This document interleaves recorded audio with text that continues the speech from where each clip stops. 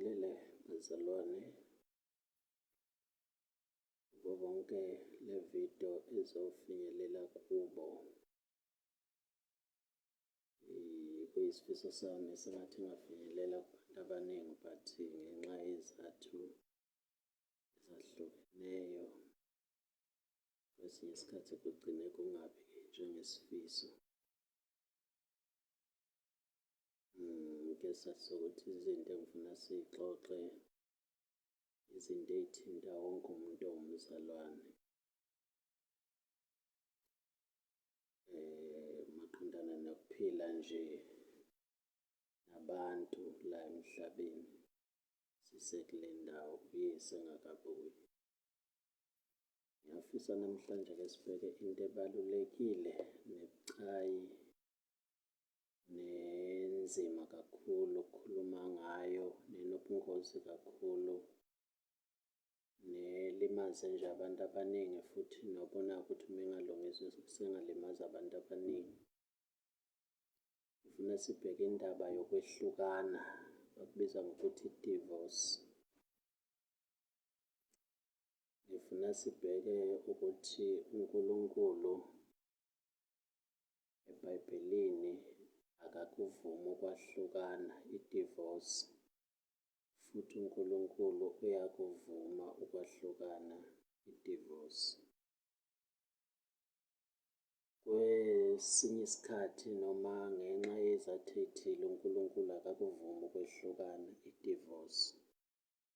Kodwa kwesinye isikhathi kwesinye isikhathi nangenxa yezizathu ey'thile uNkulunkulu uyakuvuma ukwehlukana, esikubiza ngokuthi i-divorce. Ngizocela ukusebenzisa leli gama elithi ukuhlukana, kodwa wonke umuntu uzobazi ukuthi uma ngikhuluma ngokuhlukana ngikhuluma ngale nto ngokujwayelekile abantu bayibiza ngokuthi i-divorce. But angifuni ukukhuluma ngayo esayidini lomshado kuphela, ngifuna ukukhuluma ngayo esayidini ngabe lo mshado ngoba i-divorce uma kukhulunywa ngokwehlukana kusuke kukhulunywa ngabantu abasuke kade behlangene ngokobudlelwane. Ngabe isemshadweni, ingabe abazalwane enkonzweni, ingabe abantu abaphila kuyifemeli eyodwa, ingabe abantu abaphila esigodini esithile. Manje behlukana labo bantu basuke kwenzeka lento esibiza ngokuthi i-divorce. Kusuke kuhlukana abantu ebudlelwaneni ebebekubo ngey'zathu ey'thile, uyabo. Manje-ke ngifuna sibheke leyo nto-ke leyo ngey'zathu ey'ningi nobungozi obuningi. Abanye abantu balimele, abanye bafile, abanye ngenxa yalezi zinto yokuba ndawonye nokwehlukana, uyabo. Abanye ngokwehlukana balahlekelwa izinto ey'thile, abanye ngokuhlala ndawonye balahlekelwa izinto ey'thile. Ingakho ukuba ndawonye kwelinye isayidi kuba kuhle, kwelinye isayidi ukwehlukana kuba kuhle. Kuya ngokwesimo ukuthi isimo siyavuma ukuthi abantu bebe ndawonye or isimo siphoqa ukuthi abantu abahlukane. IBhayibheli likuveza ngokusobala. Empeleni iBhayibheli likhuluma ngokuhlangana abantu bebe ndawonye, likhuthaza ukuthi abantu baqhubeke behleli bendawonye benobudlelwane, bengahlukani, bengadivosi, behlale bendawonye. But iBhayibheli futhi liyakhuthaza ngenxa yey'khathi ey'thile, ngenxa yezimo ey'thile, nangenxa yey'ngozi ey'thile liyakhuthaza ukudivosa or ukwehlukana kwabantu ngoba libalekela izimo ey'thile ukuthi umuntu uma engase kuthiwa ulapho noma unalabo bantu kungagcine kulimaza impilo yakhe, ku-affect-e impilo yakhe, kungayisizi impilo yakhe, kudale i-damage ethile bese likhuthaza ukwehlukana. Ngakho ngifuna sibheke la ukuthi iBhayibheli likhuluma ngokukhuthaza ukungahlukani, ukuba ndawonye, but futhi iBhayibheli liphinde likhuthaze ukwahlukana ngey'zathu uzobona uma sesichaza ukuthi it's not about ukwehlukana nokungahlukani, it's about ama-conditions noma izimo noma indawo noma mhlasimpe ukwenzeka kwezimo ukuthi ziyavuma ukuthi abantu bahlale ndawonye noma iphoqa ukuthi abantu bahlukane. Ingakho-ke kumele sizazi lezi zinto ukuze uNkulunkulu sikwazi ukumlalela umetha singahlukani ngey'zathu ey'thile ezinhle for thina sikwazi ukungahlukani, futhi umetha sihlukane ngenxa yezizathu ezinhle for thina sikwazi ukwehlukana, ngoba umethi uNkulunkulu ungahlukani, wangamlalela wena wahlukana, uyalahlekelwa futhi uba nobungozi obuthile.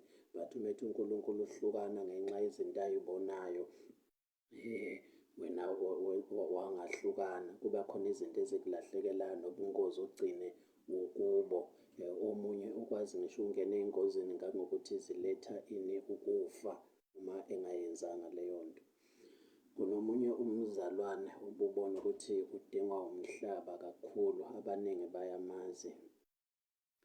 Lo mzalwane ubeshadile. Ngicabanga ukuthi ukhuliswe ngey'fundiso zethu zama-tradition zethu, zamasiko ethu, zokuphila nje kwethu generally, ukuthi noma usushadile kumele ungahlukani nomuntu oshade naye, noma ngabe isiphi isimo, noma kungathiwa kunzima kanjani, noma kungathiwa uyahlupheka, noma kungathiwa uyahlushwa, noma kungathiwa isimo besinjani. Yingakho thina esikhule kudala nje sakhula omama behlukunyezwa, basemphakathini behlukunyezwa amadoda ababewaganile. Abanye babekwazi ngisho, amadoda ayekwazi ngisho ukubashaya abafazi bawo, bekwazi ukuthi babashaye babahlukumeze, and umfazi wayethatha njengomuntu ongayilutho, ethatha njengesigqila.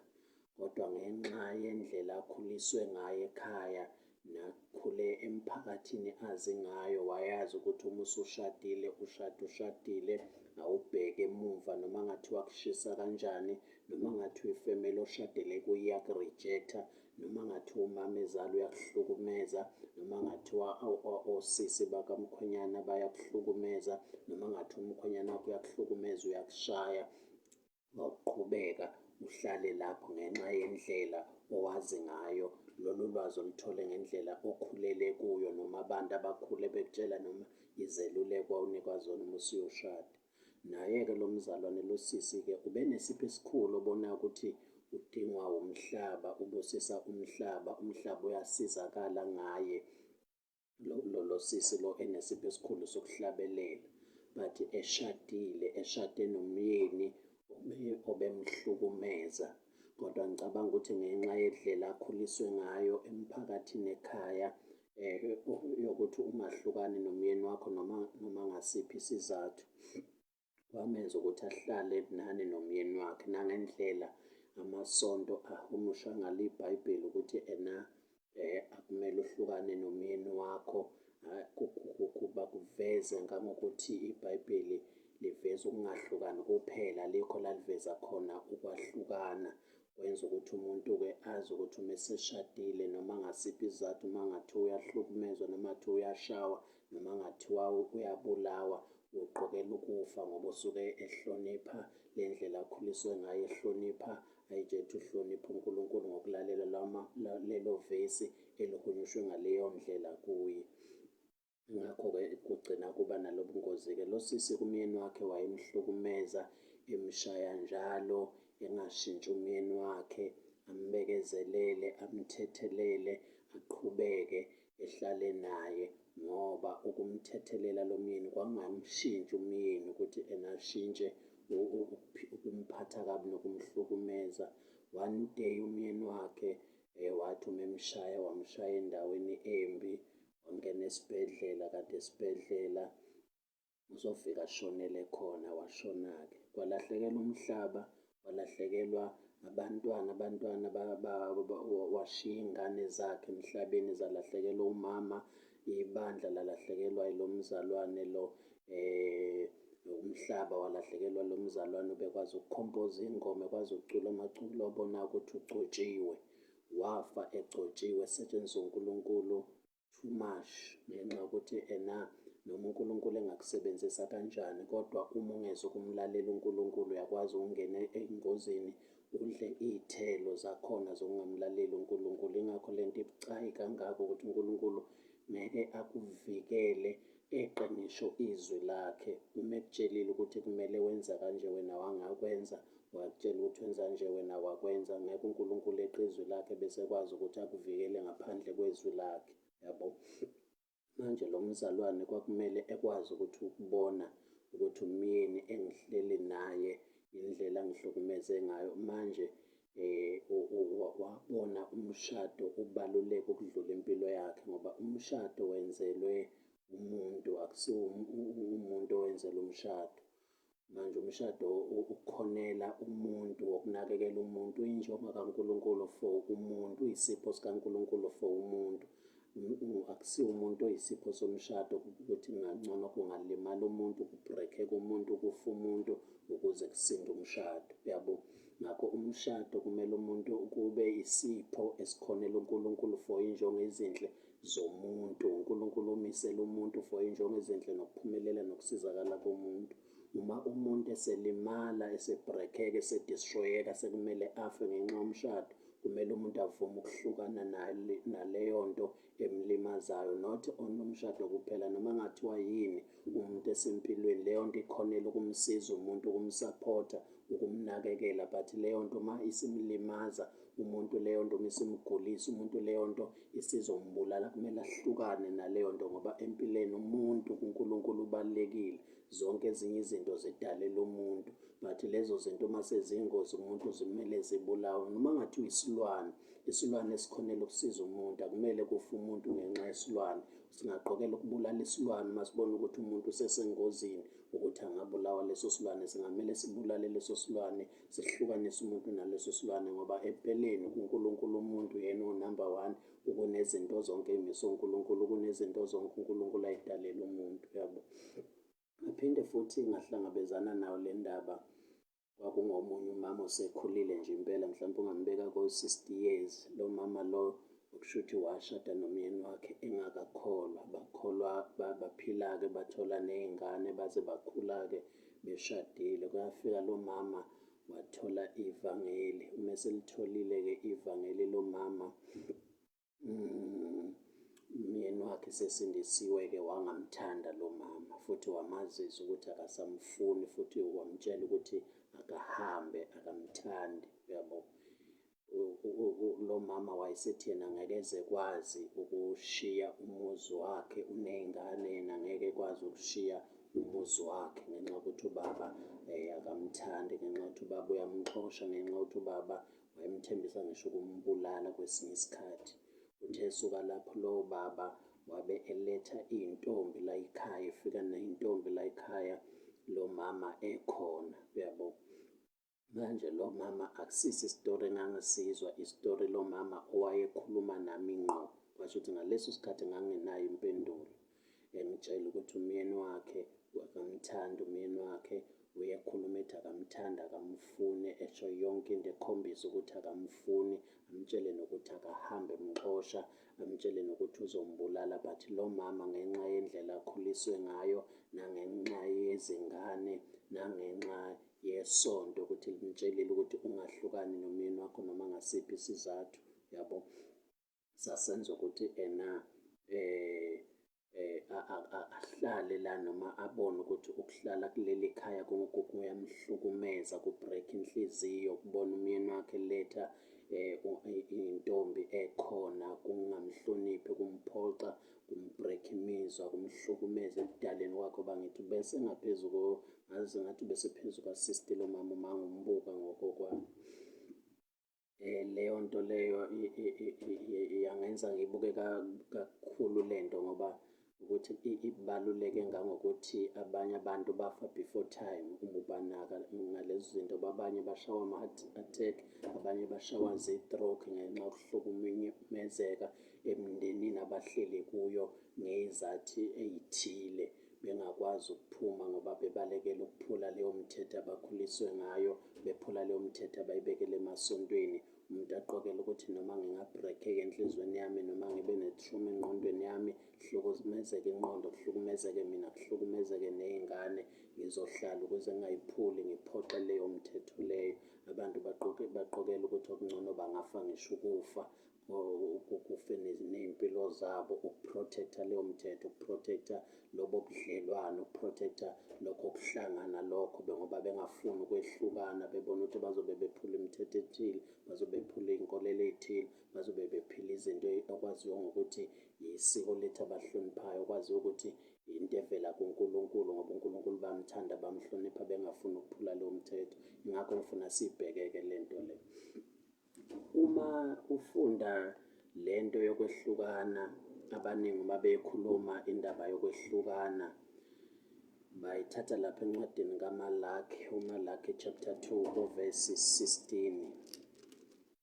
Chapter 2 verse 16. Ufundeka kanjena-ke uchapter 2 verse 16 uthi ngokuba ngiyazonda ukwahlukana, usho uJehova uNkulunkulu ka-Israyeli, nosibekelayo ngobudlova njengesambatho, usho uJehova Sebawuti. Ngalokho qaphelani umoya wenu ukuba ningakhohlisi.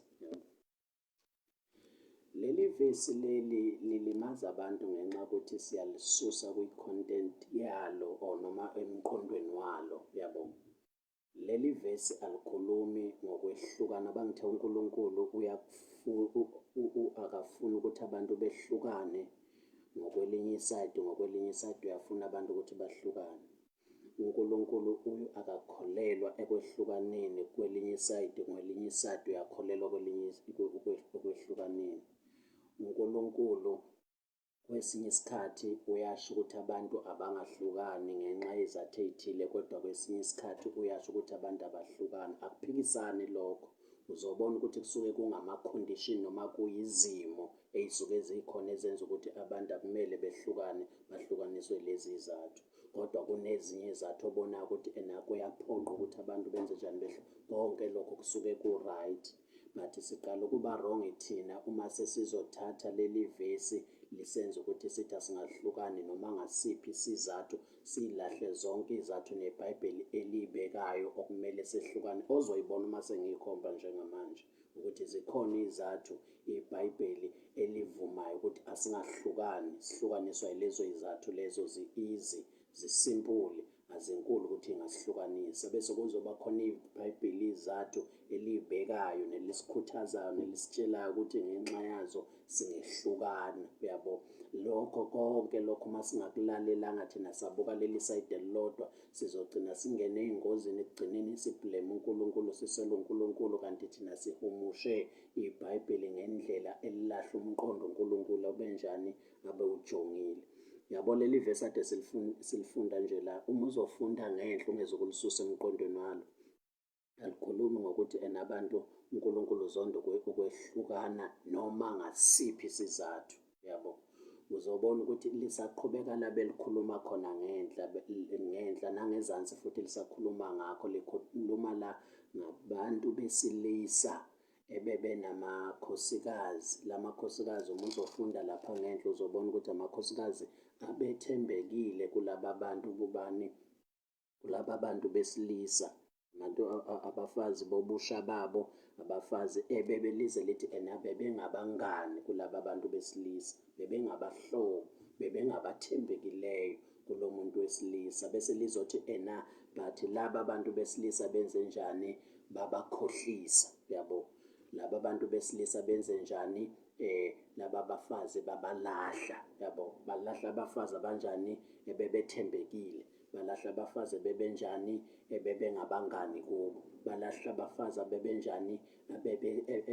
Abobusha babo, abenze covenant nabo, kodwa laba bafazi bangayibreaka leyo covenant leyo, bathembeka kule covenant abangena kuwona la madoda. Kodwa la madoda bathela abafazi bebethembekile kuma-covenant, bebekholekile kule covenant, bebeyigcinile le covenant, bathi amadoda abo enze njani? Abalahla. Manje uNkulunkulu-ke ukhuluma nalaba bantu besilisa ukuthi ukwehlukana okunjalo uyakuzonda. Angithi usuyabona-ke manje umqondo ophethwe leli vesi ukuthi why uNkulunkulu ethi uyakuzonda ukwehlukana. Kumele singathathi leli gama elithi uyakuzonda uNkulunkulu ukwehlukana bese sifake eminye imiqondo. Kumele silihlanganise nomqondo eliwuphethe kulama vesi angenhla nakulama vesi angezansi ukuthi ubekhuluma ngani ezothi uNkulunkulu uyakuzonda ukwehlukana. Ubekuzonda uma kunjani? ubekuzonda ngenxa yokuthi laba bantu besifazane bebethembekile kula madoda, bebeyigcinile icovenant, bebengayiphulanga icovenant yomshado nala madoda. But la madoda siwathola enze njani? Ayabakhohlisa laba bantu besifazane, abathembeki kulaba bantu besifazane, bayabalahla laba bantu besifazane. Ilokho uNkulunkulu athi ukuhlukana akuzondayo, cause akunakho ukwethembeka. Baphula abantu besifazane besathanda labantu besifazane ukuhlala nabo, futhi bethembekile, futhi beyiphathe kahle, futhi beyigcinile zonke ivumo nemithetho yakuphi yesivumelwane somshado. But amadoda abo afika la enze njani? Asebalahla khona. Yilapho uNkulunkulu athi uyakuzonda, utshela amadoda ukuthi ayakuzonda lokho kwehlukana. Uzesho ukuthi lawo madoda lowo noma engakhuleka imithandazo yawo angeke azayinake, noma engaletha imihlatshelo yawo lawo madoda angeke azayimukele, ngoba lawo madoda lawo alahla abafazi babo ngokwendlela engesilo iqiniso, ngokuhlulela ongesilo iqiniso, ngendlela engekho right. Bekungamele belahle labo bafazi, ngoba labo bafazi bekuwabafazi bobusha, and labo bafazi basigcinile isithembiso somshado, bayiphathe kahle, babangabangani, babangabahlobo, benza konke okudingakala ukuthi amadoda abangabalahli, kodwa amadoda abakhohlisa, abalahla. That is ukwehlukana uNkulunkulu kanjani angakufuni nanamhlanje. Okumele ebandleni kaThixo, ingabe semshadweni, ingabe senkonzweni, ingabe kuma-families, akumele silahle abantu, sibalahla ngezizathu mhlasimpe eyi-selfish, ngoba la madoda ungathola ukuthi ayisebona abanye abantu besifazane angabajwayelanga, ayisebona ezinye izathu eyibhenefithisa bona ba-selfish, bangacabangela laba bantu besifazane, basebenze njani? Base bebalahla laba bantu besifazane. Nanamhlanje lokho kusasebenza, ukuthi akumele ulahle wena umfazi wakho, ulahle wena umyeni wakho, ulahle wena ibandla lakho, ulahle abanye abazalwane, ulahle mhlawumbe family members yakho ngezizathu ezi-selfish. Kanti laba bantu banjani? Bathembekile ebudlelwaneni bokuthi ningaqhubeka nihlale ndawonye, bathembekile. Noma amaphutha ngakhona, ngoba sinabantu sinamaphutha, but amaphutha understandekayo, yabo, ngoba kusho ukuthi labantu besifazane njengoba bethembeke kanje, bekholeke kanje, beyigcinile ivumo zomshado, abantu ababezingelo sibengenawo amaphutha, but akusiwo amaphutha okwakumele belahlwe nawo, yabo. Njengoba namhlanje-ke akusho ukuthi ama-family members ethu kumele engabi namaphutha, amasonto ethu kumele engabi namaphutha, noma mhlasimpe emshadweni kumele engabi bikho amaphutha, kodwa amaphutha obonayo ukuthi kungahlaleka nawo. Bese uma wena ulahla abantu-ke ngezizathu eyi-selfish, ngezizathu zokubakhohlisa, ngezizathu zokungathembeki, bethembekile bona, befanele ukuqhubeka ukuthi ube nabo ebudlelwaneni. Yilokho kwehlukana kuNkulunkulu kanjani akuzondayo, yabo. Ingakho-ke uma efika la uJesu, bake bamhlasela, futhi uma ufunda lapha encwadini kaMathewu chapter 5 verse 32 no chapter 19 verse 9, bake bafika izazimthetho zifika kuJesu, zizomlinga, zizomhlola, zithi ufanelwe yini umuntu ukuba amlahle umfazi wakhe noma ngasiphi isizathu, yabo, noma ngasiphi isizathu. Ukudwebele lento ukuthi ukhuluma ngokwehlukana, but ungakuhlukanisi naleli gama elithi noma ngasiphi isizathu, yabo, ngoba sizowulahla umqondo lapho. Ngathi ufanele umuntu ukuthi amlahle umfazi wakhe noma ngasiphi isizathu, yabo, noma ngasiphi isizathu. Usethi uJesu akufanekelanga ukuthi balahle abafazi babo noma ngasiphi isizathu. Sebeyabuza ukuthi pho wayesho kanjani uMose ukuthi ungabhala wena incwadi noma ngasiphi isizathu umnike umfazi wakho, umlahle umfazi wakho noma ngasiphi isizathu, umbhalele incwadi yesahlukaniso, bese uyamlahla noma ngasiphi isizathu.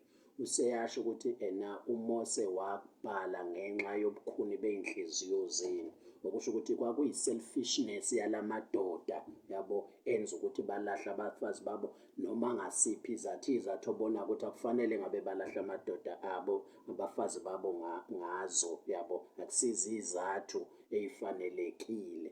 Uma eseqhubeka uJesu uzomuza esethi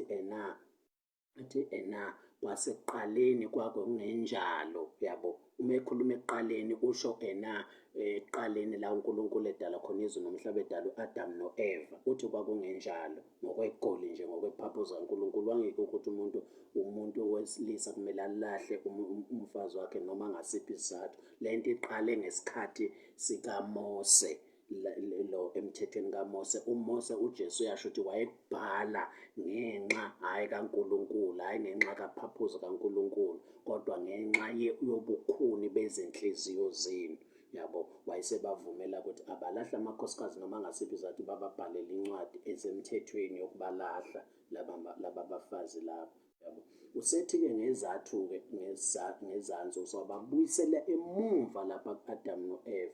Uthi olahla umfazi wakhe kungengakuphinga. Yabo, usethi umenza aphinga. Leli gama elithi olithi olahla umfazi wakhe kungengakuphinga, okusho ukuthi uJesu ukhansela zonke ezinye izathu. Yabo, hhayi ukuthi azikho izathu.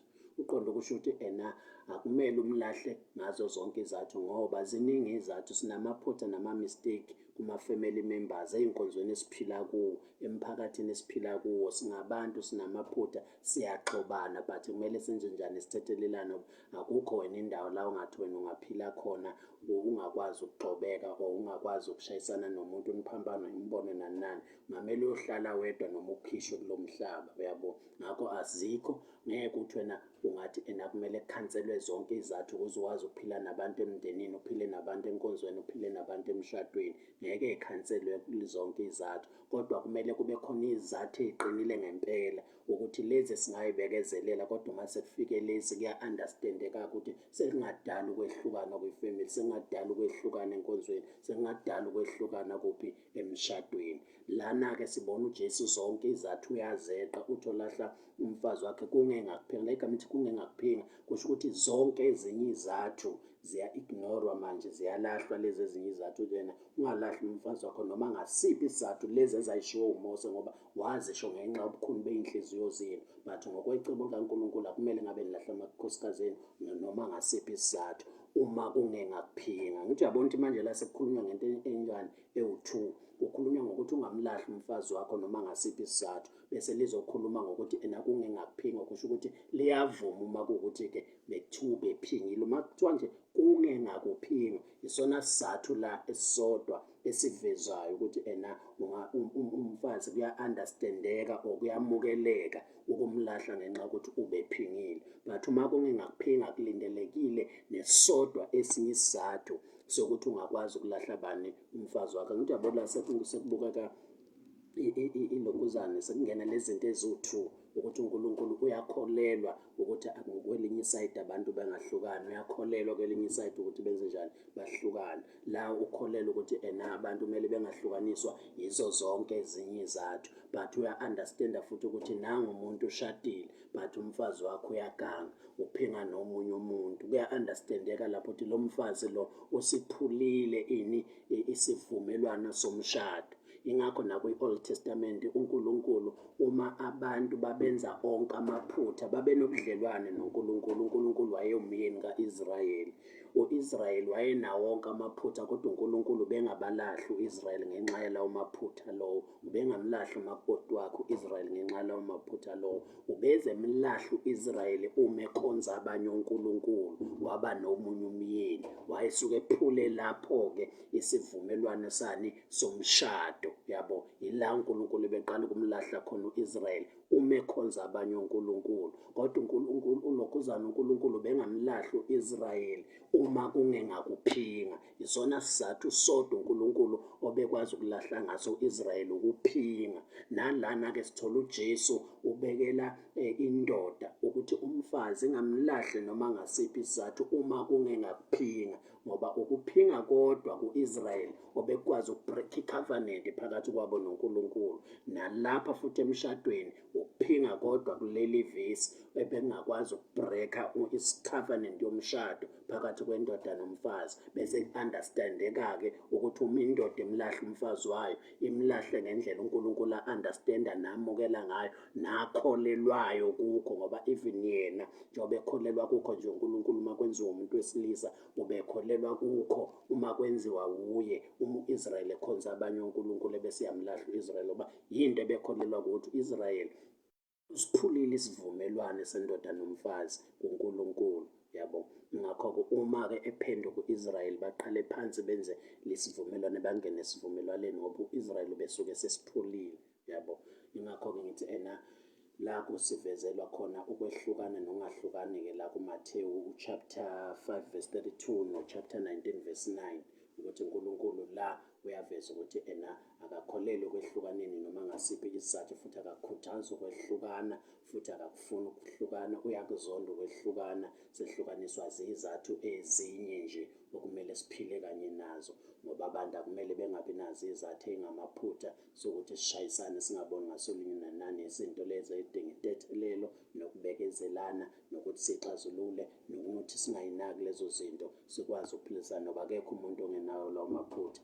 But bese kuzothi kuleli sayide uNkulunkulu uyakholelwa, uyakwamukela, uyakuvuma ukuthi uma kuwukuphima ungakwazi umuntu ukwenze njani, ukuhlukana naye, uyabo. Kusho ukuthi njengamanje uyabona ukuthi liyakufelisa ukwehlukana, likuphasisa ukwehlukana, kodwa ngenxa yesimo, ngenxa yey'zathu ezithile, kuya ngezizathu, yabo. Kusho ukuthi ngeke wena ulahle umuntu ukuthi wayengahlukani nomuntu ngenxa yezathu ey'ncane. IBhayibheli liyamphasisa umuntu ukuthi angahlukani nomuntu ngenxa yezathu ey'ncane.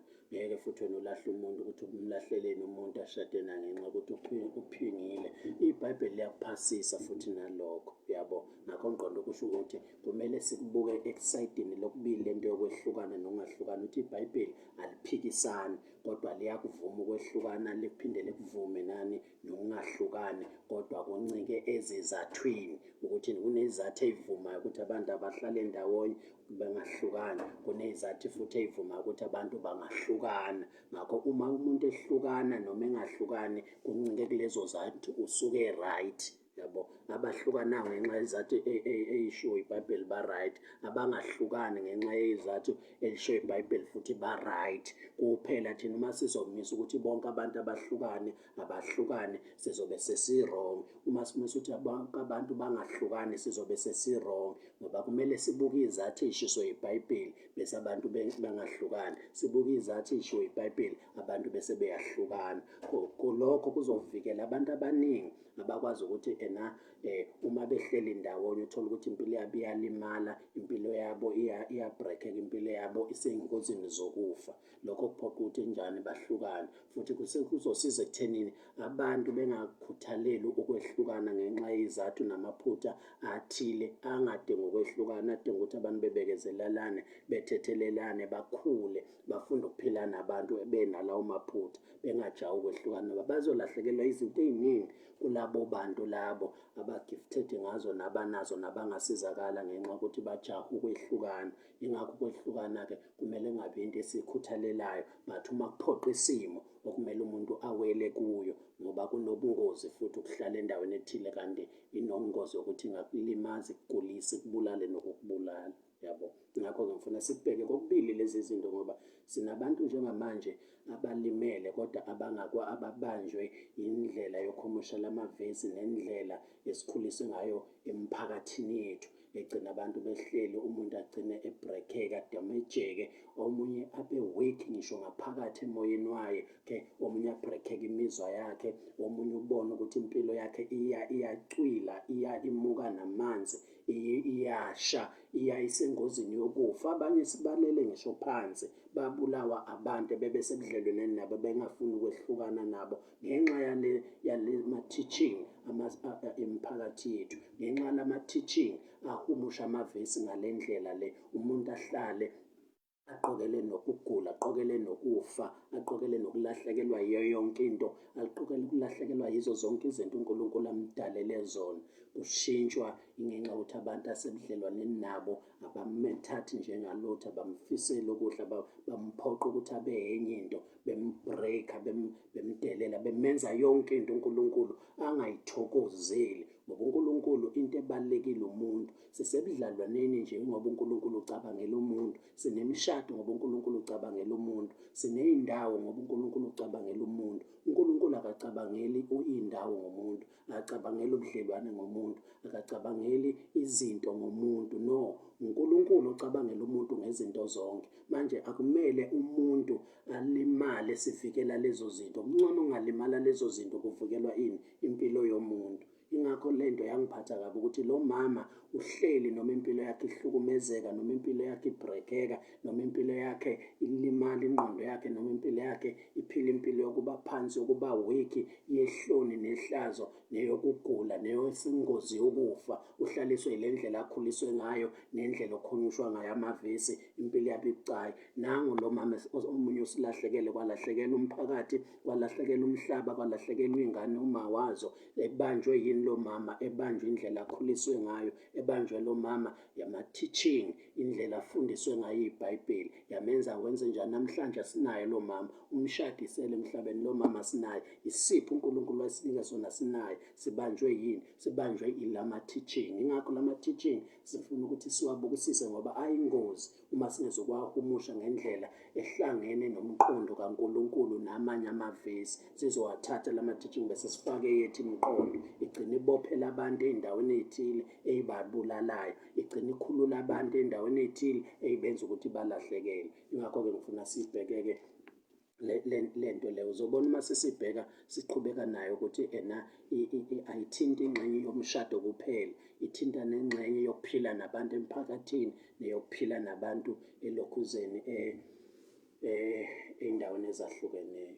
Uma ufunda futhi lapha incwadi yabaseKorinte uchapter 7 ivesi lika-10 kuya ku-11, uzobona ukuthi nalapho uPawulu ukhuluma ngabantu abashadile. Ukhuluma-ke lana nabantu abebeshade bengakakholwa, but kwase kufika ukuthi omunye umukela uJesu uyasindiswa, kodwa omunye akasindisiwe.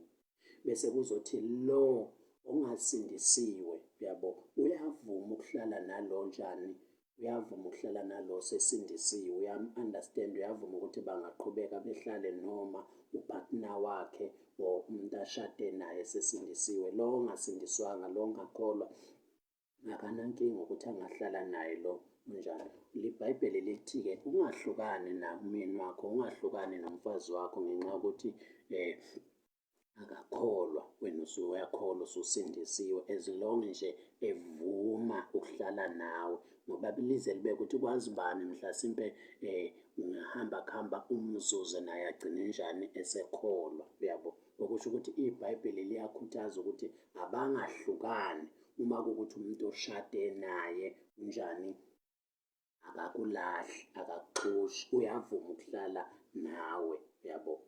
But at the same time futhi likuvuma ukwehlukana ukuthi kodwa uma umuntu ohlale naye ngenxa yokuthi ususindisiwe akakufuni, uyakulahla, uyakuxosha, kuthiwa wena usindisiwe, awuboshelwe kuleyo nto, yabo. Ngakho umuntu ohlala nendoda yakhe athe esindiswe vele eshade naye, yabo, akumele simkhuthaze ukuthi akahlukane nayo leyo ndoda leyo uma yona ivuma ukuhlala nomfazi wayo, uma yona ivuma ukuqhubeka nomfazi wayo, noma esekholwa noma esesindisiwe.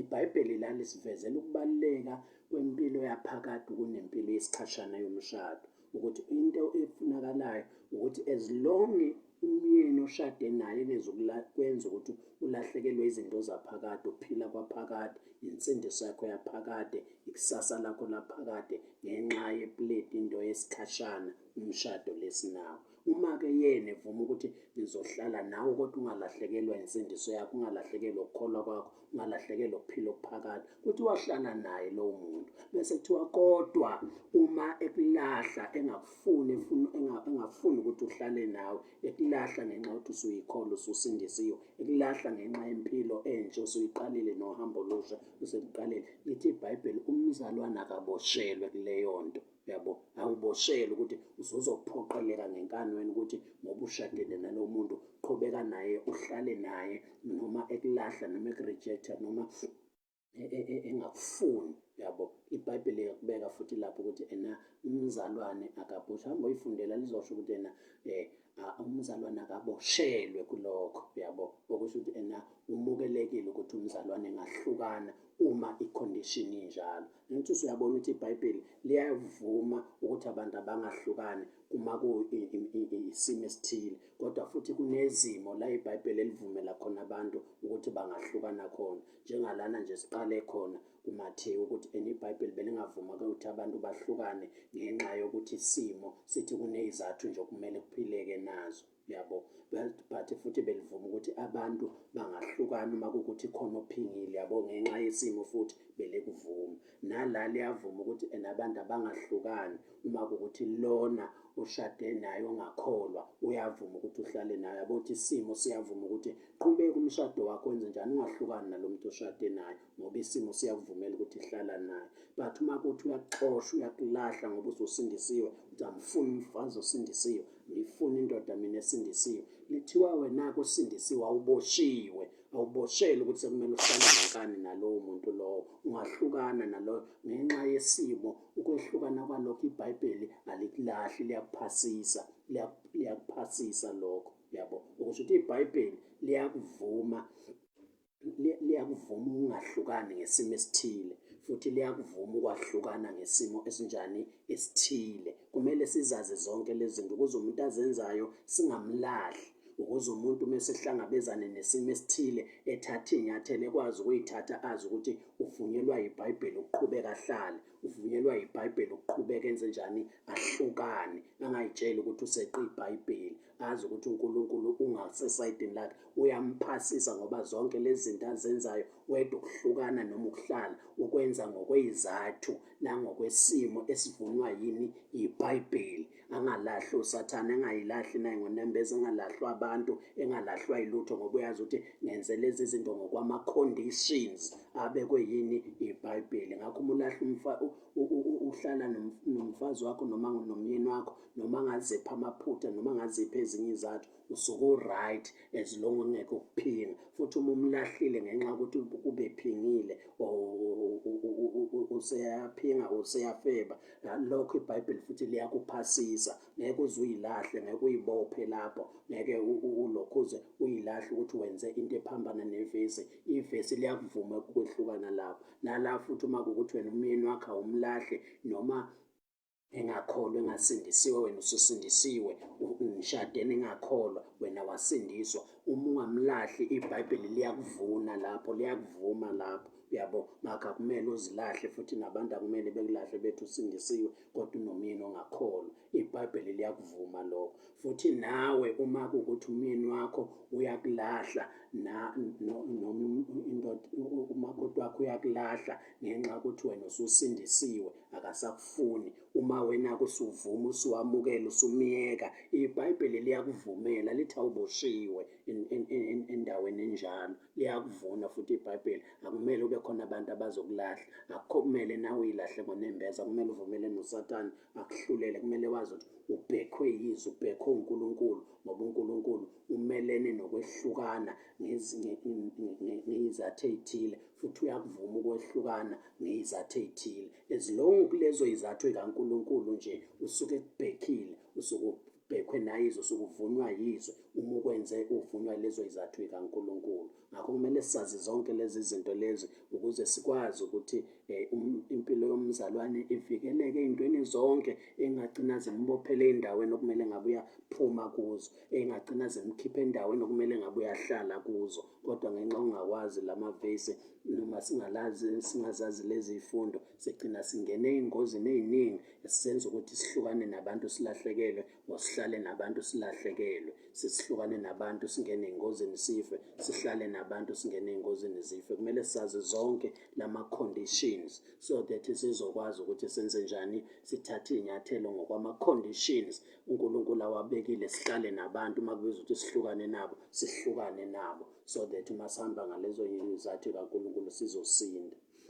Esinye isizathu futhi esenza ukuthi abantu behlukane. Uma ufunda incwadi yabaseKorinte bokuqala chapter 5, uzobona ukuthi uNkulunkulu uyakuzonda ukwehlukana, whether komshado, whether okwama-families, whether okwelokhuzane, okwabazalwane, or ibandla, ukuhlukana kwabazalwane abasindisiwe. Uyakuzonda uNkulunkulu uma behlukana ngezathu ey'thile, kodwa at the same time uzobona futhi uma sengikukhombisa ukuthi uNkulunkulu uyakholelwa kukho uma bekwenza ngezizathu ezithile, yabo. Sithola uNkulunkulu lana uPawulu ubhalela ibandla laseKorinte ngomzalwane esitshelwa ngayo ukuthi ubegangile lo mzalwane, wangena ku-step mother sakhe, umakoti kababa wakhe, wangena kulowo makoti walala naye. But lo muntu umzalwane usindisiwe ukhonza ebandleni eliseKorinte, yabo. Usethi-ke uPawuli, umuntu onjalo kumele ngabe niyathula, kumele ngabe niyamkhipha ahlukane nani nebandla. Yabo ukuthi uNkulunkulu akathandi ukuthi ibandla lahlukane, but eyizathini ey'thile. But ngalesi sizathu uyavuma futhi ukuthi ibandla lenze njani, kube khona ukwehlukana, lehlukane nobani, nalo muntu lona, yabo. Useyasho ukuthi yini isizathu ukuthi uNkulunkulu akholele ekuthenini ibandla kumele libe munye, libe mqondo munye, libe ndawonye, lingahlukani. Ngoba uma uzofunda laphana encwadini yamaHebheru lithi ningakuyeki ukuhlangana njengomkhuba wabanye. Okusho ukuthi uNkulunkulu uyakholelwa futhi uyakhuthaza futhi usibekela umthetho wokuthi ibandla lingahlukana, lihlangane. Unesibusiso ekuhlanganeni. Maningi nje amavesi akhuluma ngokuhlangana nobunye bebandla, namavesi akhuluma ngokuba mqondo munye webandla. But sithola la uNkulunkulu eveza manje ukwehlukana kwebandla. Awaphikisani lawo mavesi, ngoba asuke ekhuluma ngokuhlangana eyizathwini ey'thile ngenxa yesimo esithile esi-right ukuthi abantu abahlale ndawonye, abantu abangahlukana bahlale ndawonye. Bese kuba khona izimo ey'phoqayo ukuthi abantu abahlukane, bangabi munye, bangahlali ndawonye, bangahambi ndawonye. Ingakho uma ufunda incwadi yoMshumayeli neZaga lithi kungahamba yini abantu ababili indlela eyodwa bengavumelani? IBhayibheli likubeka ngokusobala ukuthi abantu ngeke bekwazi ukuhamba indlela eyodwa kodwa bephambana, yabo. Bephambana ngemibono, bephambana ngendlela yokuqonda, bephambana ngezathu ezithile. Usho ukuthi iBhayibheli liyasivumela ukuthi kukhona ukwehlukana kwabantu endleleni abahamba ngayo ngenxa yokuthi bahlukene ngani, ngendlela yokubuka, ngendlela yokuphila, nangendlela yani yokwenza. Nalapha-ke eKorinte-ke sithola ukuthi laba bayahlukana nalo mzalwane, ngoba lo mzalwane usehlukene nabo ngendlela yani yokuphila. Siyabekwa nesizathu ukuthi why kumele behlukane. Kuthiwa lo mzalwane oyedwa ophila lempilo yobufebe noma yokuthi angene kumakoti kababa wakhe alale nayo, le mpilo ayiphilayo imvubelo encane engagcina ibilisa ibandla lonke laseKorinte. Ubathole bonke abantu baseKorinte sebephila njengalo mzalwane, yabo. Ngakho uma usufunda futhi ngezansi uzobona, uma ufunda lapha kwabaseKorinte bokulokhuzana, baseKorinte bokuqala chapter 5, baseKorinte bokuqala chapter 5, ukuthi ugcine engasabaluleki kuphela ngalo mzalwane. Uma ufunda laphana-ke uverse 8 uthi njalo-ke masigubhe umkhosi, kungabi ngemvubelo endala, kungabi ngemvubelo yokushinga neyobubi, kodwa kube ngesinkwa esingenamvubelo sobuqotho neseqiniso. Usethi-ke usethi nganilobele encwadini yami ukuba ningahlangani nezifebe. Abesethi angisho izifebe zomhlaba, akasho abantu bangakholwa. Akukhulumi ngabantu bangakholwa, ukhuluma ngabantu abasindisiwe kodwa bezifebe, yabo. Uthi angisho izifebe zomhlaba, nokuba abahahayo nabaphangi, nokuba abakhonza izithombe, ngokuba phela ngabe nimelwe ukuphuma ezweni.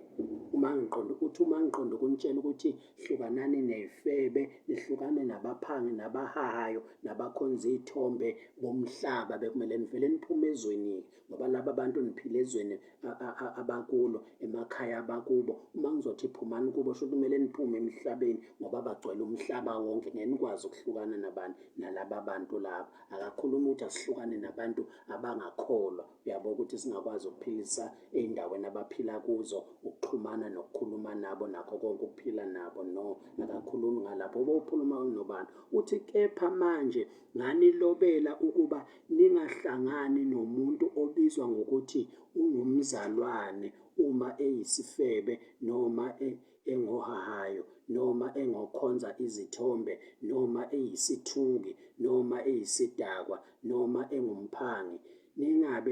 Ningaze nadla nokudla nonjalo.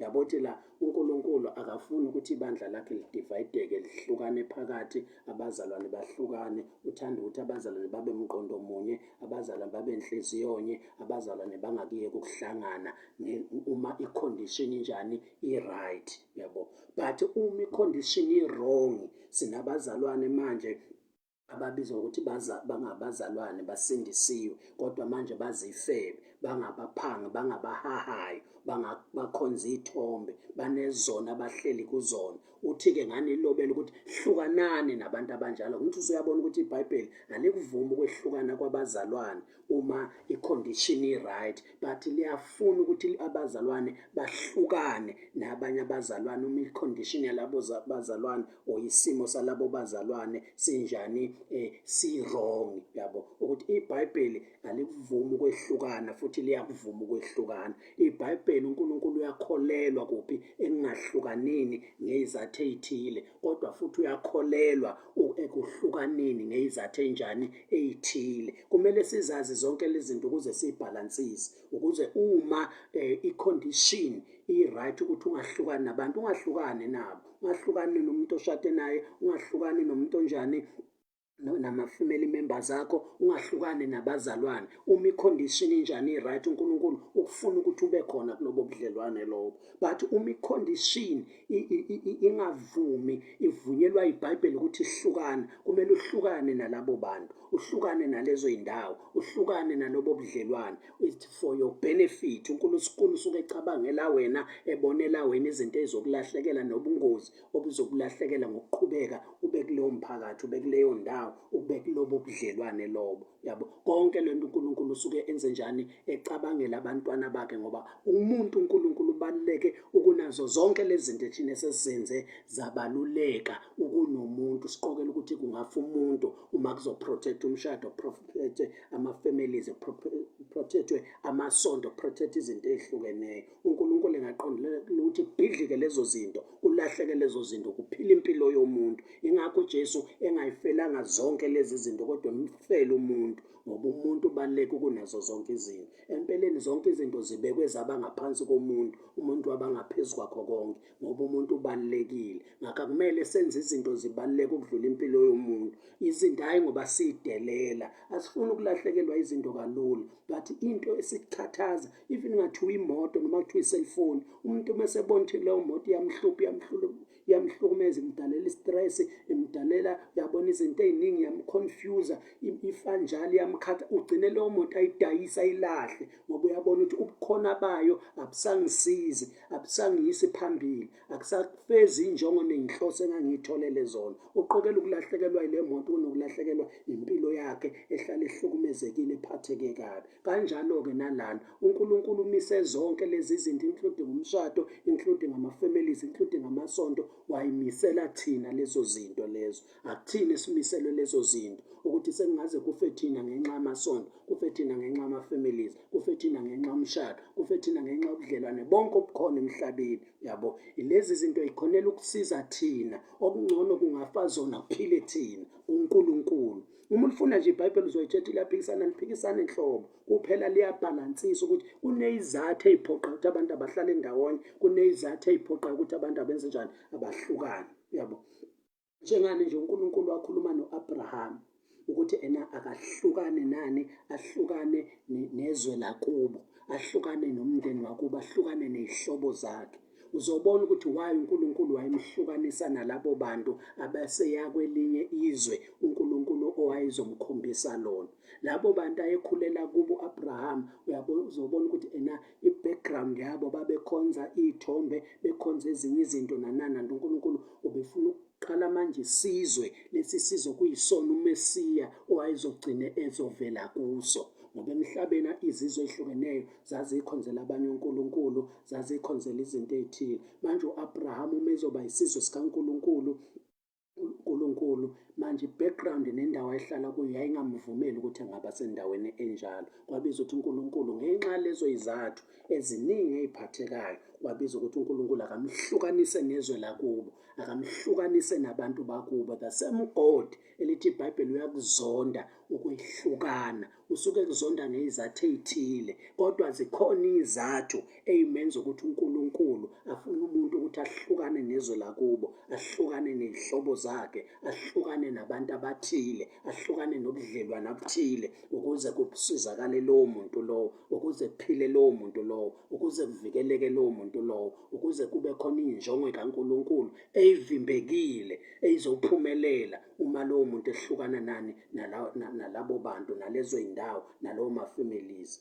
Uyabona futhi nala sithola u-Abraham uhamba nomshana wakhe uLot for a long time, and ukuhlala ndawonye kwakubenza ukuthi babe senkingeni ngenxa yokuthi abalusi belokhuzana imfuyo yabo ibiningi. Manje uma behlala endaweni eyodwa le nto ibibaxabanisa, ngoba manje begcina kubangwa amadlelo, kubangwe indawo shuthi zokuphuzisa iy'nkomo, kubangwa izinto ey'ningi, begxotshwana kakhulu ngenxa yemfuyo yabo ibibaningi. Ibibaphoqa ukuthi laba bantu abangabe endaweni eyodwa, ngoba ukuba sendaweni eyodwa kuphoqa ukuxabana, kuphoqa ukulwa, kuphoqa ungazwani kanti bayifemeli enjani eyodwa. Yayibo leyo nto. Manje le nto yayisibaxabanisa, sexabanisa abalusi. U-Abrahama waze wathi singabazalwana kumele sixabane. Ngakho into ezosiza njengamanje, ngoba into esixabanisayo ubuningi bemfuyo, ubuningi bezinto esinazo, kanti indawo incane. Le nto idala ukuthi sixabane. Manje ukuze singaxabana senze njani? Asihlukana. Ngithi uyabona ukuthi ukuhlukana kwesinye isikhathi kuyaletha ukuthula, ukuhlukana kuyaletha ukuvikeleka kokuxabana, ukuhlukana kuyaletha kwesinye isikhathi isixazululo. Wabona ukuthi u-Abrahama into ezoba isixazululo yakuhlukana, ukuthi uLot akhethe enye indawo la azohamba khona nempahla yakhe eningi, ikhona ukuphila lapho, nami ngiye kwenye indawo, sikhona ukuphila lapho. Sizogcina senze njani? Siphila singaxabene, ngoba indawo iningi manje. Into ibisixabanisa indawo encane, kanti impahla enjani? Iningi. Usuyabona-ke ukuthi ukwehlukana kwelinye isayidi ngokweBhayibheli ku-right, kuletha isixazululo, kuletha ukuvikeleka kwabantu, kuletha ukufezeka kwey'njongo, kuletha ukuphila kwabantu nokuqhubeka kwempilo kahle uma abantu behlukana. Yabo, kukhona la ukuhlukana oku-wrong khona, khona ukuhlukana la ku-right khona ngokweBhayibheli. Kumele sizazi zonke lezo zinto, so that la ukuhlukana kukubi khona kumele singahlukani, la kukuhle khona kumele sinjani? Sehlukane. Ngoba uma sihlukana la ukuhlukana kungamele sihlukane khona, sizolahlekelwa futhi soba sey'ngozini. Kodwa la singehlukani khona, la ukuhlukana kusiphoqa ukuthi sihlukane, kukuhle ukuthi sihlukane, sizoba sengozini yokuqhubeka sixabana, siqhubeke silimala, siqhubeke sigula, size sife nokufa, sibulalane ngenxa yokuthi asihlukananga ngesikhathi sokwehlukana ebesiphoqwa isimo, ebesibizwa yini? Isimo. Ngakho baningi abantu abenzeke lezo zinto engiy'shoyo, nabaphila kulezi zinto engiy'shoyo njengamanje, njengoba ngikhuluma nje, nabasezabhekana izinto ey'njalo, ekugcineni bablame uNkulunkulu, bengathi uNkulunkulu ocabangela izinto more than umuntu, kanti abantu abahumusha amavesi nendlela enjani? Ephambene nomqondo wawuphethe umqondo lelo vesi uNkulunkulu melikhuluma. Yabo, okunye-ke ngifuna sikubheke futhi ila khona incwadi yabaseKorinte, ngithi abaseKorinte bokuqala chapter 13. BaseKorinte bokuqala chapter 13. Chapter 13.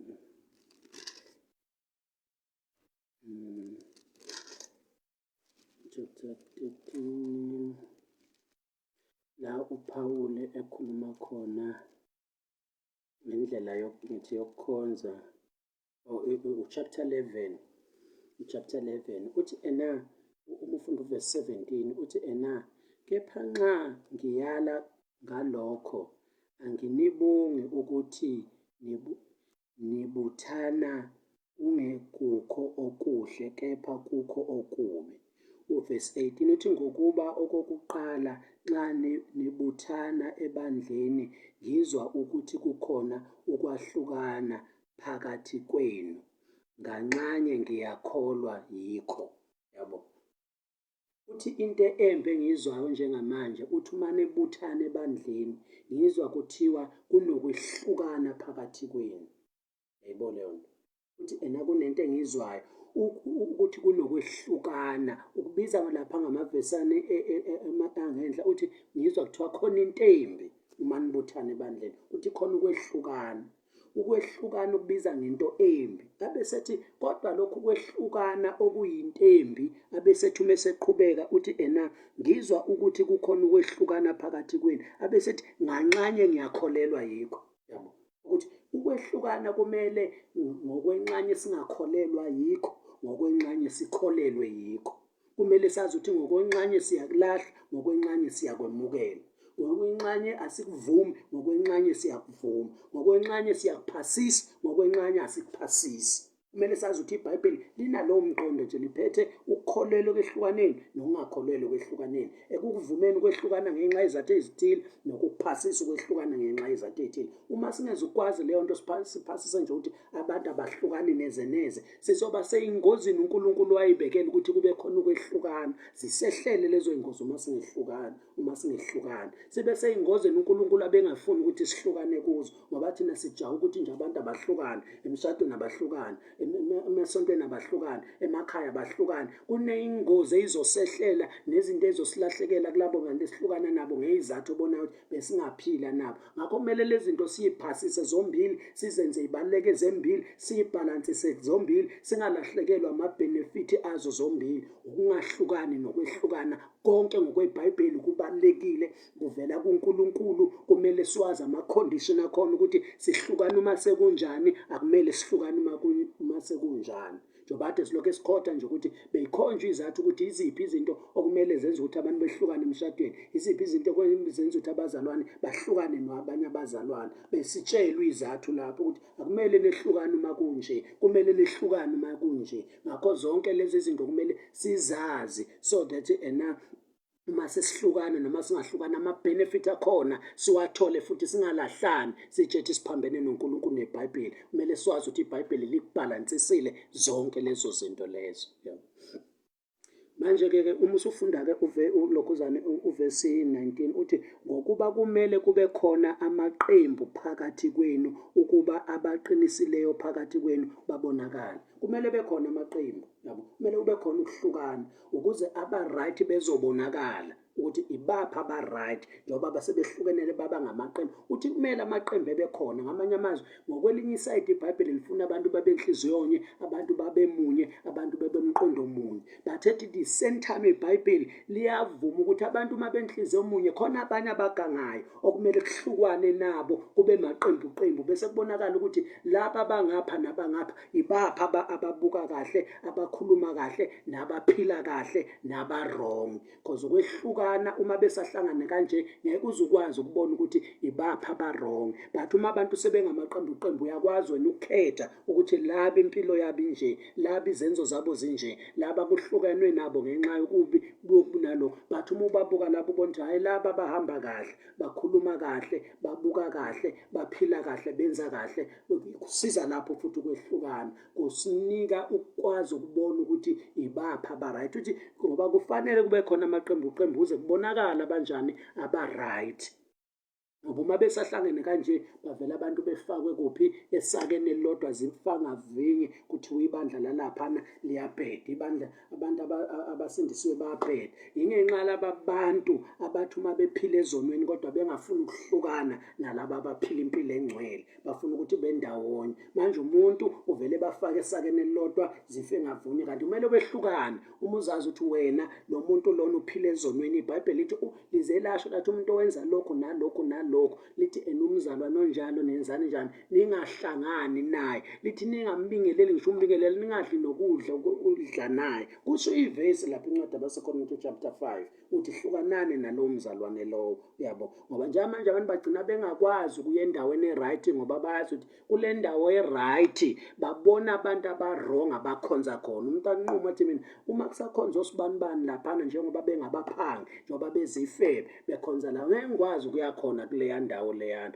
ngoba bayazi ukuthi lapha abahlukananga laba bantu. Kanti uma kuzoba khona abazalwane abanqumile ukuthi mina hhayi, mina kwelami isonto aninankinga ubufebe, aninankinga ukuthi siyijolele, aninankinga uba nendoda ube ney'ngane ungashadile, aninankinga ukuthi wena uyantshontsha, aninankinga ukuthi uma kusuke kulutha nathi siyalutha senza zonke izinto kulo leli sonto, wena ugcina usukwazi ukuthi mina uma ngisindisiwe ngifuna ukukhetha isonto, nanka amasonto angamaqembuqembu, uzokhetha liphi? Ngakho iBhayibheli liyavuma ukuba khona kwamaqembuqembu ngezizathu zokuthi kumele kubonakale aba-wrong naba-right. Why kumele kubonakale lokho? Kunabantu okumele bakhethe ukuthi bahlangane nobuphi ubudlelwane. Kumele beqale bebuke la maqembu ukuthi nanka lalingapha naleli qembu. Kanti uma besuke bendawonye la umuntu ugcine engazi ukuthi uzolandela lapho, ba la kumele alandele khona ubone kuyi-mix, kuhlangene zonke lezo zinto lezo. Ngakho ngiqonda ukuthi empeleni angifuni ukuchaza lokho, bengifuna ukuchaza lokho ukuthi iBhayibheli lithi nganxanye ngiyakholelwa ekuhlukaneni, nganxanye kodwa ngikholelwa kuphi? Kukho. Uma ethi ngiyakholelwa ngenxanye, usho ukuthi enye inxanye akakholelwa kukho. Ngakho wonke umzalwane osindisiwe kumele nganxanye akholelwe kuphi? Ekungahlukaneni. Nganxanye akholelwe kuphi? Ekwehlukaneni. Nganxanye kumele akuvume ukungahlukani, nganxanye kumele akuvume ukwehlukana, nganxanye kumele akholelwe ukuthi abantu kumele babe ndawonye bangahlukani, nganxanye kumele umuntu akholelwe ukuthi abantu kumele babe behlobo. Bese kuba nezathu ezishiwo iBhayibheli, hhayi zama-selfishness ethu njengalabo esiqale ngabo, ukuthi babevume ukwehlukana namakhosikazi abo ngenxa yama-selfish, ngenxa yomhobholo wey'nhliziyo zabo, ngenxa yokuy'cabangela bona, bahlukana ngenxa yokuthi bay'cabangela bona. Azikho izathu ezazi-right abalahla ngazo amakhosikazi abo. Ingakho uNkulunkulu wathi uyakuzonda ukwehlukana kwabo, hhayi ukuthi nje uzonda yonke into ethi ukwehlukana. Wayezonda ukuhlukana kwalaba bantu ngoba kwakungenazi izathu ey'shiwo iBhayibheli ey'baphoqela ukuthi abahlukane namakhosikazi, yabo. Nala uJesu futhi uyawakhuza la madoda alahla amakhosikazi noma ngasiphi izathu uma ngingakuphinga, yabo. Ngakho iBhayibheli liyavuma ukuthi abantu bangahlukani uma zingekho izathu lezi zeBhayibheli, futhi bayavuma ukuthi bahlukane uma kukhona lezi zathu zeBhayibheli. Ingabe isemshadweni, ingabe abazalwane enkonzweni, ingabe indlela yani yokuphila, yabo. Ngakho lezi zinto zalokhu zibaluleke kakhulu ngoba sinabantu njengamanje abalimele kakhulu, indlela abalimele ngayo bathole lama-teaching ngike ngezwa omunye abanye befundisa bethi awukwazi ukuthethelela umuntu okonile bese uthi uzoqhubeka ungalokhuzi, ungakwazi ukuhlangana naye ngoba sebudlelwaneni naye. Kube ngathi ukumthethelela umuntu ukuthi umthethelela ngokuthi ubuyele naye emshadweni, ubuyele naye ukuthi uyophila naye, ubuyele naye ukuthi uhambe naye.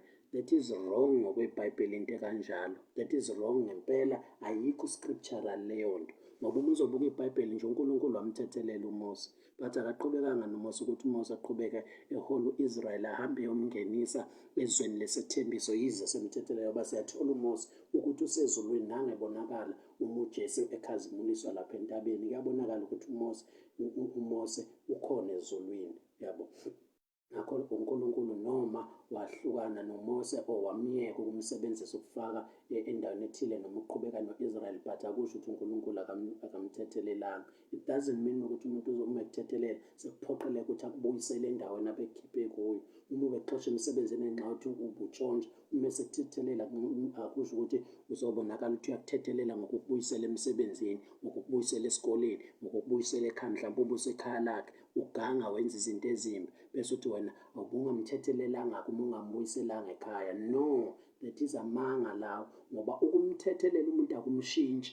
Usengaqhubeka enze idamage emsebenzini wakho, enze idamage enokhuzeni ekhaya lakho, enze idamage ey'nganeni zakho, enze idamage. Akusho ukuthi umuntu umthethelela sekuphoqelela ukuthi umbuyisele endaweni ethile or ubuyele naye kuphi ebudlelaneni. Ngithi nje wena kunomyeni ubushade naye ekushaya, ekulimaza, ethanda intombi, njengamanje sekuthiwa mthethelela, bese kuthiwa noma umthethelela phela kuzobonakala ngokuthi mamukele uqhubeke naye. And ukumthethelela akumshintshi lowo muntu ikharacter, akumshintshi impilo. Uzoqhubeka ekulimaza nje ube bekulimaza izolo, aqhubeke akubreak inhliziyo, aqhubeke. Ngakho ungakwazi ukuthethelela umuntu izolo likwamukela ukuthi umthethelele, yize ungeze ukuqhubeka naye ebudlelwaneni, ngoba ukumthethelela akumshintshanga lowo muntu. Manje wena ubalekela ukuthi uma sengumthethelele lowo muntu, ngoba uzoqhubeka angilimazi, uzoqhubeka enza ukubi, uzoqhubeka aphile izinto obonayo ukuthi yizathu ey'ngabekezeleleki ukuqhubeka ngibe naye kulobo budlelwane lobo.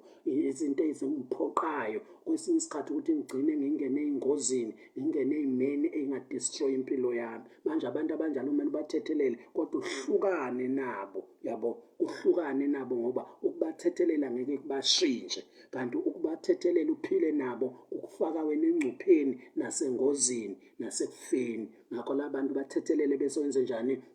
Uhlukana nabo. Ngakho akusilo iqiniso lelo ukuthi njalo wena uma uzothethelela abantu, khona abantu obonayo ukuthi uma ubathethelela uyakwazi ukubuyisana nabo, ubudlelwane buqhubeke ngenxa yokuthi bashintshile impilo, yabo, bashintshile ukwenza, bashintshile ilokhuzana. Kuya-understand-eka-ke lapho ukuthi ngenxa yokuthi sebeshintshile impilo, bashintsha nokwenza, bayisola, abanye bebekhohlisekile, bawabona amaphutha abo. Abanye-ke abanye bebenziswa izimo ebeyibacindezela, akusiyo i-general life yabo, bekuyisimo ebesimlingile nje samahlula, but uyabona ukuthi usibanibani yena general impilo yakhe ayinjalo. Unga-understand-eka-ke lapho ukuthi lowo muntu ungamthethelela bese futhi umbuyisela kuleyo ndawo noma ubuyele naye ebudlelwaneni, yabo, kuya-understand-eka lapho. But umuntu omthethelelayo, but ubona ukuthi usumbambile impilo yakhe, usumbambile ukuthi uwumuntu onjani, usumbambile into enjalo naphila kuyo. Uma usumthethelele lowo muntu akumele uqhubeke naye ekudlelaneni, ngoba uzoqhubeka kulimaza, uzoqhubeka enza idamage empilweni yakho, uzoqhubeka enza idamage kulezi zinto obumbeke kuzo, uzoqhubeka enza idamage kuleli khaya obumbeke kulo, uzoqhubeka enza idamage empilweni yakho. Ngakho kumele umthethelele lowo muntu, kodwa hlukana naye lowo muntu,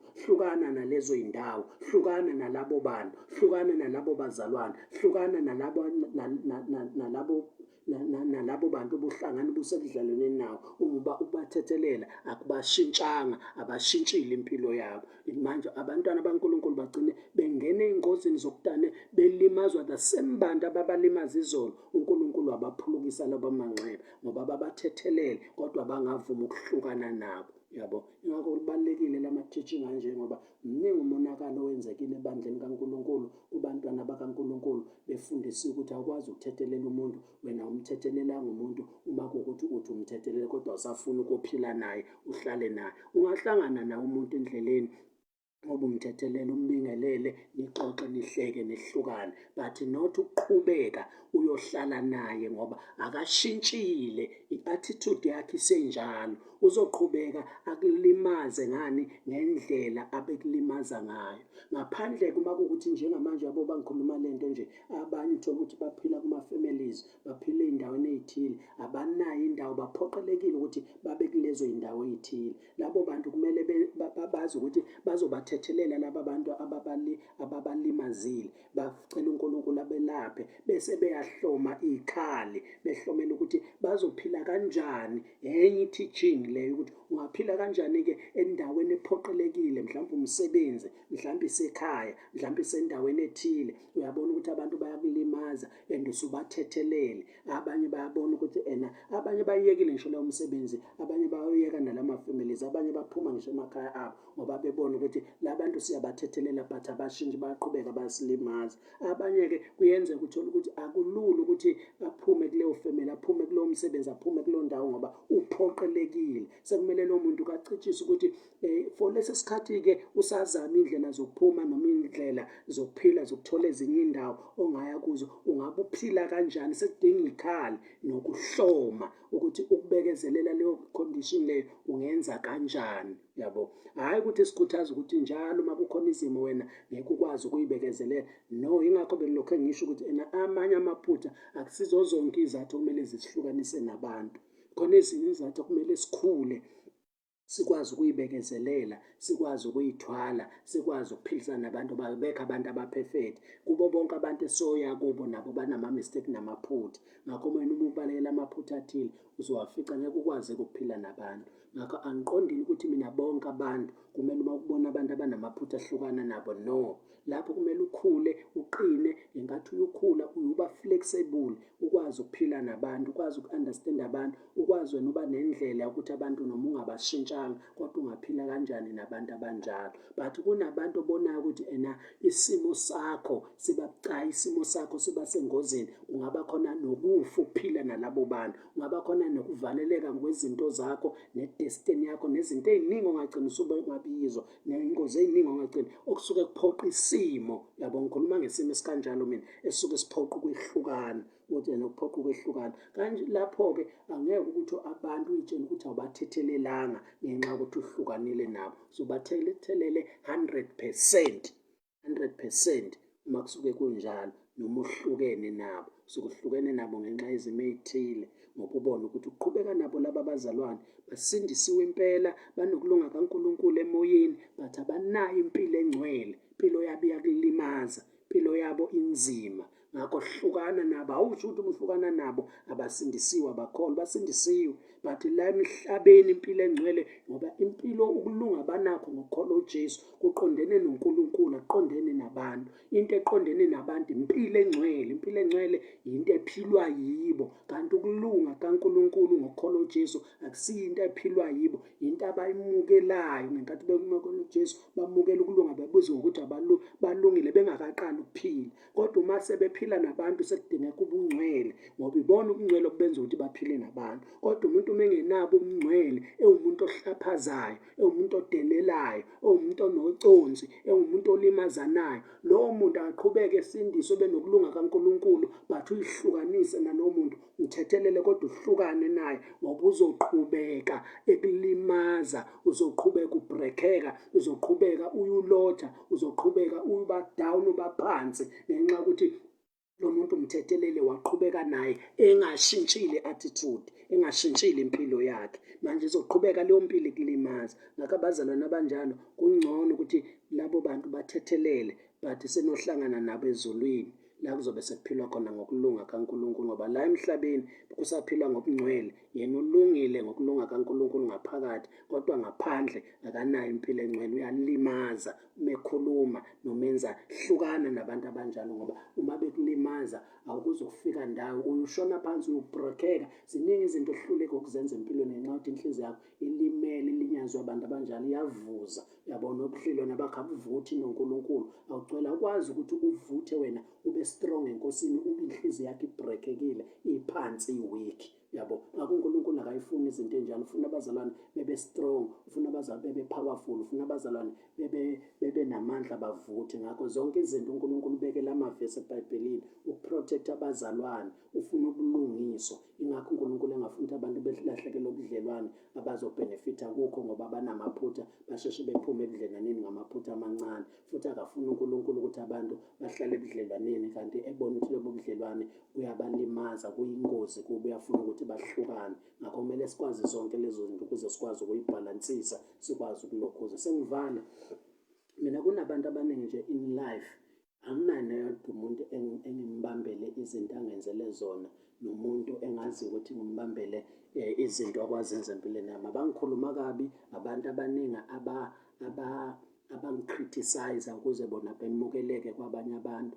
Abantu abaningi abangigxeka, abantu abaningi abangihleba, abantu abaningi abangangifuni, abantu abaningi abangenzeka, abantu abaningi abangicindezela, abantu abaningi abakubanga izinto, bonke ngibathethelele. But ngenxa yokwazi ukuthi ukubathethelela kwami akubashintshile i-attitude yabo, ngibathethelele maqondana ngihlukane nabo. Yabo, kunabantu engaziyo ukuthi I'm ready ukuhlukana nabo. Okungcono ngisho kungathiwa bayakholwa, ukukholwa kwabo sesiyobonana ezulwini ngoba la emhlabeni abanayo impilo engcwele yokuthi bakwazi ukuphila kanye nami. Ngiqokela ukuhlukana nalabo bantu labo so that labo bantu labo ngizokwazi ukufika kude noNkulunkulu, ngingahambi ngoba kunezinto engingakwazi ukuba powerful kuze ngifike kuzo ngenxa yokuthi enhliziyweni yami ngivimba laba bantu. uNkulunkulu uzobona nje lapha ukuthi even uLot, ziningi izinto u-Abraham wayevimbeleke kuzo ngokuhamba noLot. Same time uNkulunkulu iphimbo besilizwa likhuluma ku-Abraham engakaphumi ezweni lakubo, limbiza ukuthi akaphuma ezweni lakubo, akashiye ihlobo zakhe nani nani. Uma ephuma wangayishiya ihlobo. Number 1, waphuma nobaba wakhe. Number 3, waphuma nomshana wakhe. Kanti iBhayibheli belishilo ukuthi phuma ey'hlotsheni ezweni lakini, uphume nasey'hlotsheni zakho. Yena waphuma ezweni kodwa wangaphumi ey'hlotsheni. And lezi hlobo yizona endleleni ebese bexabana nazo zimdalela ama-problem. Ebesengakwazi nokuya ezweni uNkulunkulu ebelishilo, yabo, ebelishilo.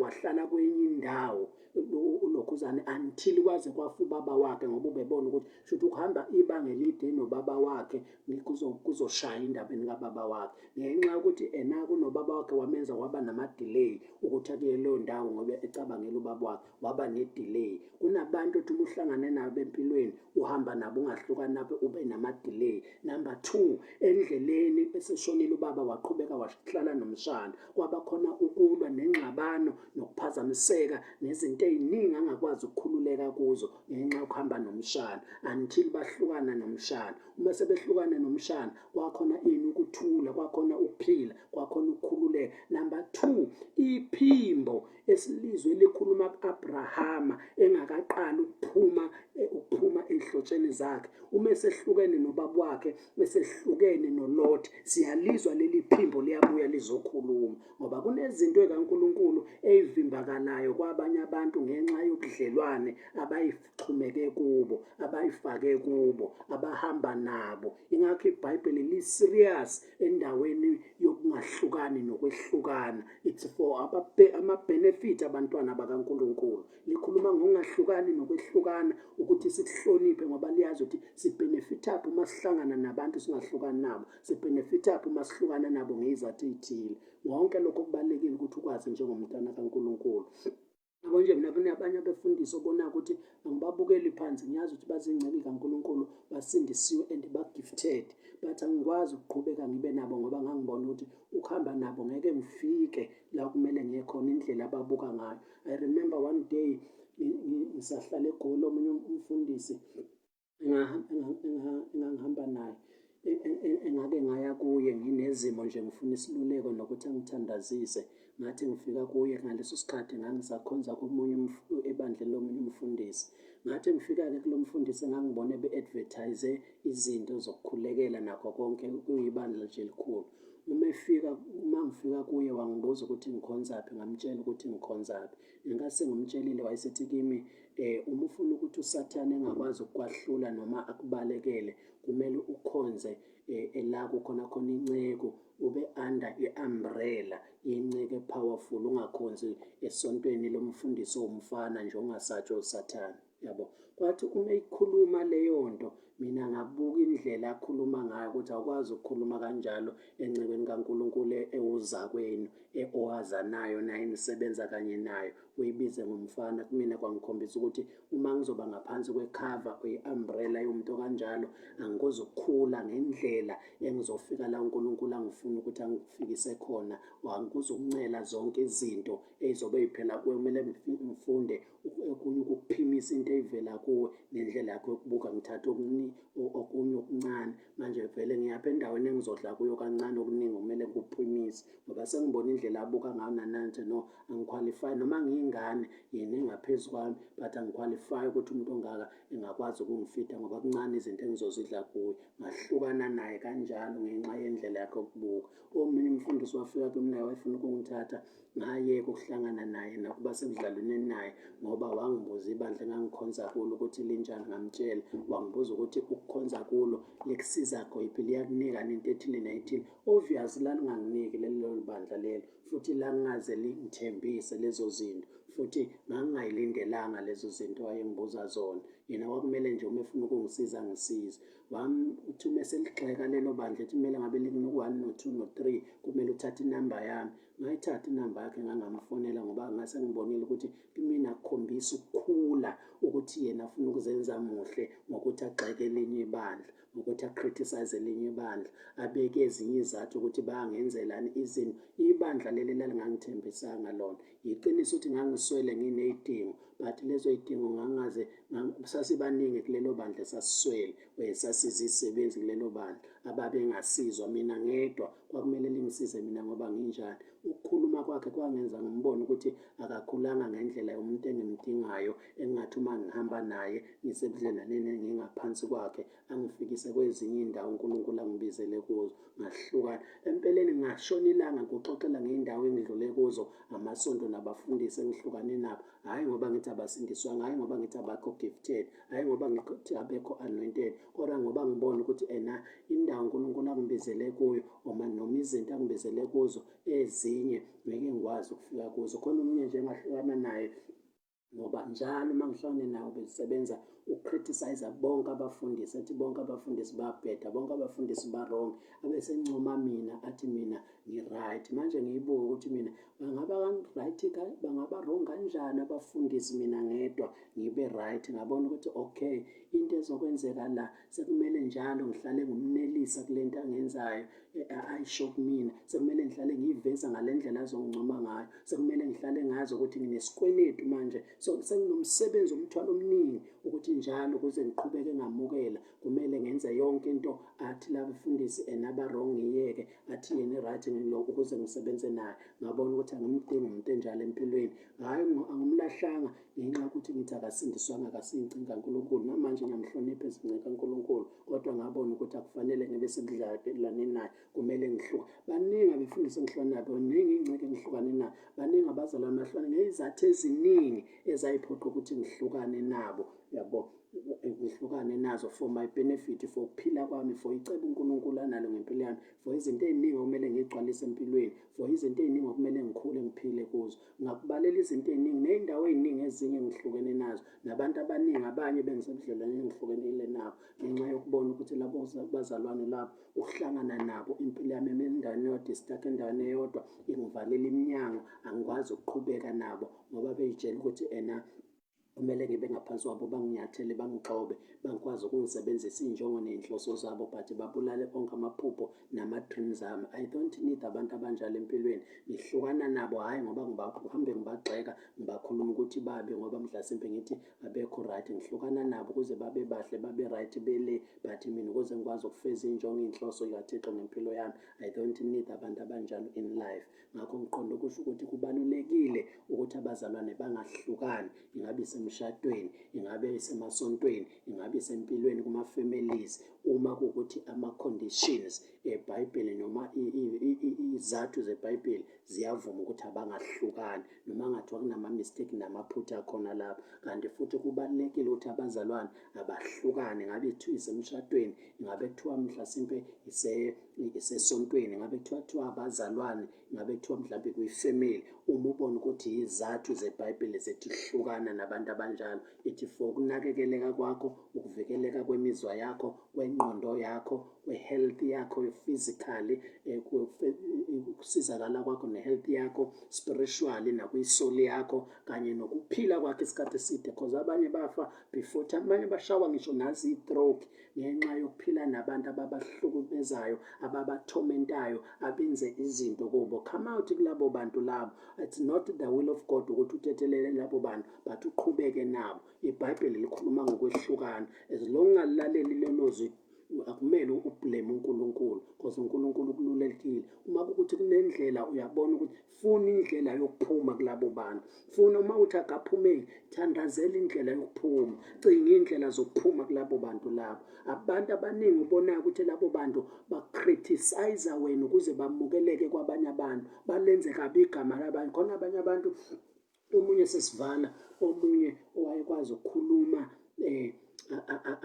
akhulume kabi komunye umuntu omdala futhi kuye, akhulume kabi, umethi uyamkhuza lowo muntu ukuthi ukhulumelani kanjena, aphatheke kabi aze akhale, yabo, akhale, kugcine lo okukhulunywe kabi kuye ayisole, ngoba lona okhuluma kabi nohlaphazayo uyashesha nokukhala nokudabukisa abantu bamhawukele, kube ngathi umuntu omubi yilona uwoniwe okukhulunywe kabi kuye. Umuntu onjalo mthethelele, kodwa hlukana naye, ngoba impilo yakhe izohlala ikwenza ukuthi wena ube umuntu omubi, izohlala ikulimaza, izohlala iqhubeke ikhuluma kabi kuwe, ngoba uyakwazi nokuyivikela ngokukhala. Abanye ama-family members abo, amasonto abakhonza kuyo, imishado abakhonza kuyona, bakwazi ukuthi wena bakhulume ngawe kwabanye abantu njengomuntu omubi, ukuze bona bamukeleke, bethandwe, bahlonipheke, badabukelwe. Abanye baze bekhale ngisho inyembezi, bakhale inyembezi njengokuthi wena ubukeke njengomuntu omubi kakhulu, bona bathandwe, bavikelwe, kanti bona igama lomuntu ukuze bona bamukeleke. Labo bantu bathethelele, bathi hlukana nabantu abanjalo. You don't need labo bantu, noma kuthiwa ama-family members akho lawo, you don't need those people. Noma kuthiwa abazalwane okhonza nabo, you don't need those people. Noma kuthiwa mhlasimpe abantu onabo ebudlelwaneni, you don't need labo bantu labo, yabo.